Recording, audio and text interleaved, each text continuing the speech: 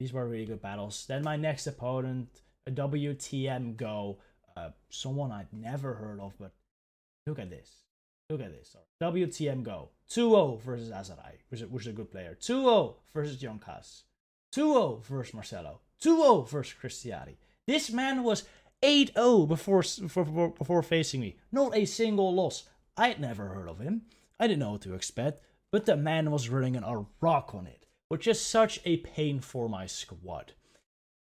I only really have one real good answer, which is Galarian Stunfisk, but even that can lose. And for some reason, I decided to not bring my Galarian Stunfisk, because he also had like Swampert and another good Galarian Stunfisk answer, so I decided to leave Galarian Stunfisk on the bench and instead try to counter his Araquanid with my Alolan Ninetales. I bring Obstagoon too, because I was really expecting him to bring Walrein. I wasn't really expecting the Araquanid that much, because, I don't know, I think Araquanid isn't that good. It feels like mainly just bench pressure for Walreins.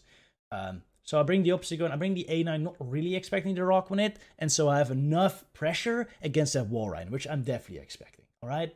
But game 1, he brings Araquanid, Lickitung, and Walrein, and I'm freaking stomping myself in the face for not running Galarian Stunfisk. But I don't run it in game 2 as well, since I was expecting him to go stronger against Galarian Stunfisk, which he really didn't. So yeah, even though if game 1 I actually had a chance because I led Alolan Ninetales into Araquanid, but that's really not as good of a matchup as you would want it to be.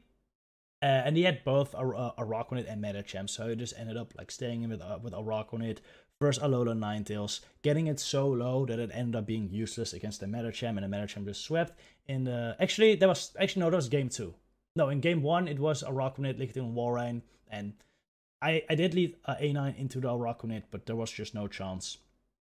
The Araquanid was just too strong against the rest of my squad. In game 2, I lead Obstagoon into Araquanid, which was hell. That's terrible. And I end up, in the end game, I end up with my A9 versus his Medicham, and Araquanid shields up. But I had no Pokemon in the back left. So the Araquanid just bubble beamed my A9 a bunch of times.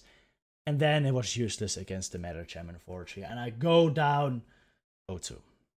At this point, it was already like 4 PM. And I go down to the loser's bracket.